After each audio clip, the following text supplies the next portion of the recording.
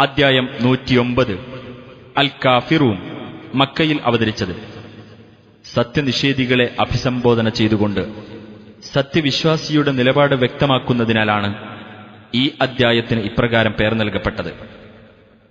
ബിസ്മില്ലാഹിർ റഹ്മാനിർ റഹീം. ഖുൽ യാ അയ്യുഹൽ കാഫിറൂൻ.